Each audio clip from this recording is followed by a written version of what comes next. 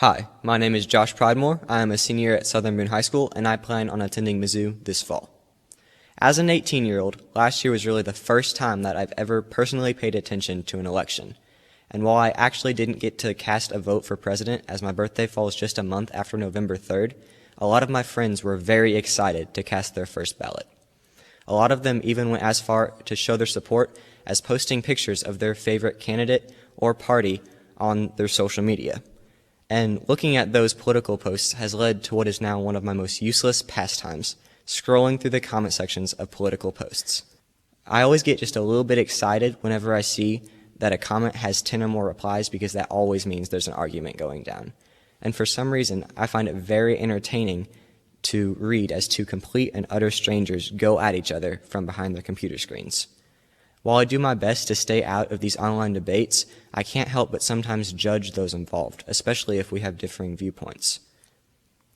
Also, I'm consistently surprised with how passionate some people get defending a candidate that they've likely never met.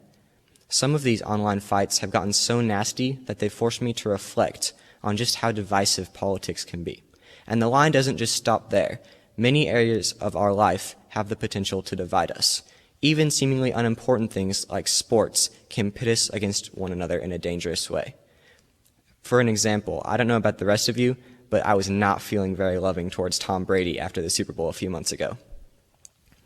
The things that we choose to focus on and assign value in our lives have the power to take our minds off of things that we should be focusing on, like following God.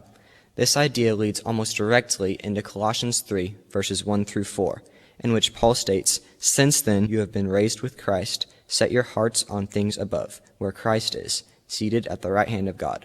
Set your mind on things above, not on earthly things. For you died, and your life is now hidden with Christ in God.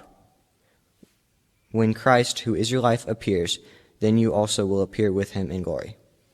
With how chaotic our modern world it is extremely hard to consistently set our hearts and minds on things above, like Paul advises. There is constantly something for each and every one of us to worry about, a major or sometimes even minor distraction that takes our eyes off of Jesus, and this is when we are most vulnerable to sin. Whether that takes the form of judging and sometimes even attacking others, like my example with politics, or maybe even just getting so angry at another driver when you're coming home from work that you let out an unloving phrase, we have to face these moments every day. Paul advises us to set our hearts and minds on things above because we have died to our old ways, and we are now hidden in Christ. But to truly die from our old selves, we also have to die to our old habits and actions that we used to live in. For me, that means spending less time in Instagram comment sections and more time praying or reading devotionals. So this week, I want to challenge all of us to be more critical of our actions and thoughts and try to cut out some of those things that distract us from setting our minds on things above. That way, we can all be a part of the future that Paul lays out in verse 4, when he says that we will get to be with Christ in all of his glory on that day in the future that he appears again. Thank you.